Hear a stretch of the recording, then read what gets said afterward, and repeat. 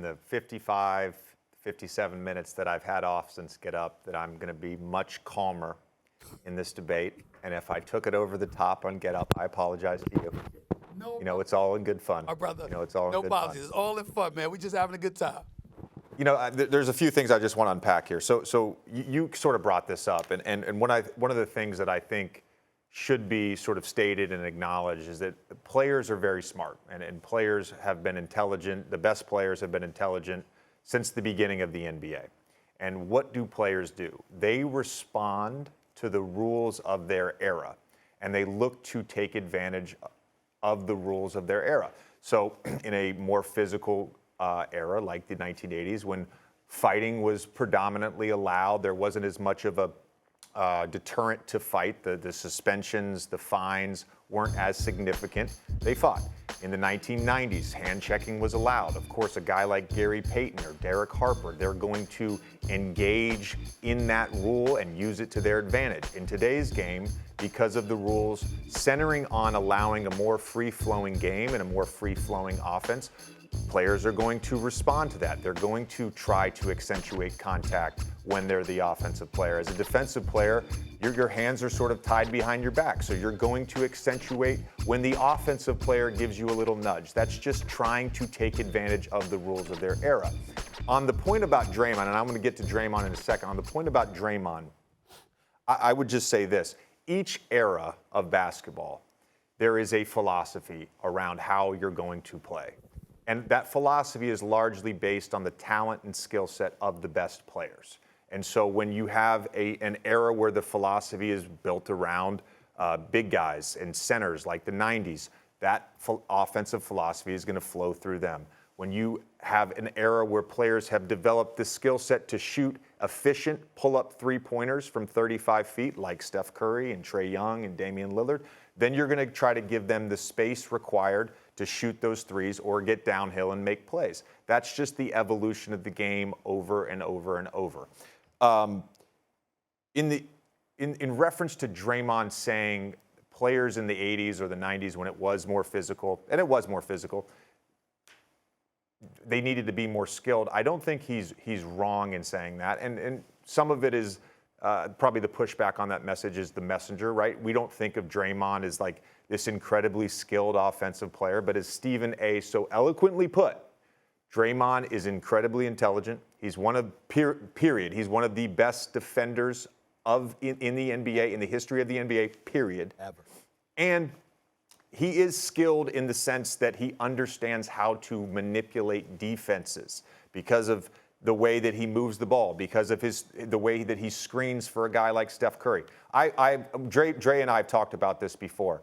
When you look at the three of them, the big three for the Warriors, Klay Thompson, Steph Curry, and Draymond Green, all three of them would be great players in the NBA had they not played together. But their skill sets complement each other so well that they have elevated each other to elite status. All three will be in the Hall of Fame someday. You bring up the 86 Celtics, though, like you bring up one of the 5 best teams ever with one of the greatest front courts ever. That's unfair to Draymond to say that he couldn't. Hold on. I'm talking about eras. This is the best Golden State era team, so I'm bringing up a team from the 80s that was the best team in the 80s. He's not on the Sacramento Kings. You're not comparing the same thing because you're talking about a team where the philosophy and the skill set was based around one of the greatest front courts of all time. I'm saying that's unfair to Draymond to say that he couldn't play in that era. He wouldn't play. Because he wouldn't be on that team. He wouldn't make the team. Most people wouldn't. Who is he playing over? But which out of those 4? He's not. That's my point. It's unfair. But you said he couldn't play in that era.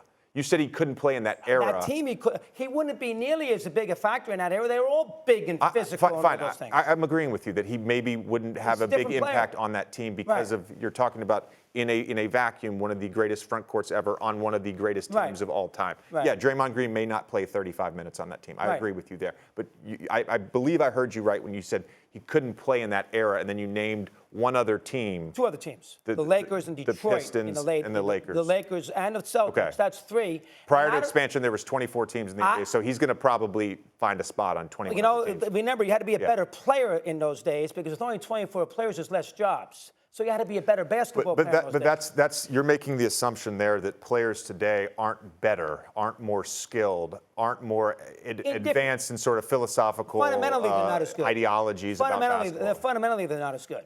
Because back in those days, Tim Duncan played 4 years in college basketball. These guys don't play 4 years in college basketball. Fundamentally, not nearly as good as the days. What game are you watching today, Chris? Honestly, what game are you watching? You think anybody's better fundamental player than Larry Bird? You think anybody is a better fundamental player than Larry Bird? You're bringing up the top 10 player of all time. You're bringing up the I'm Golden State talking about the Warriors. average NBA player. Right. Okay. The average NBA player today, you're saying is not more skilled than a player in the 80s. So he's got better athlete. Well, what are fundamentals then? Fundamentals are your knowing how to play, skill set. get good shots, boxing out, taking what the defense gives you. All those things. Well, you didn't see the teams play. Let me chime in, guys. What teams did you? Let me let you jump in here, Stephen A. I let you jump in here, Stephen A. In 1 second. I just want to repeat. I just want to repeat one thing that I said, and this was my main point on Get Up, Stephen. And again, I apologize for raising my voice to you and Greeny. Oh, please. My main point on Get Up was this: you guys, old heads. Let's be honest. I agree. 100%. Old heads. I'm going to go the old way. That have watched the game Him older in than me. person. Yes, I know. That have watched the game in person for decades. Again, I only have the luxury of modern technology. But you where I can played. watch That's the advantage that you have. I've watched enough basketball on YouTube. Thanks for watching ESPN on YouTube. For live streaming, sports, and premium content, subscribe to ESPN+.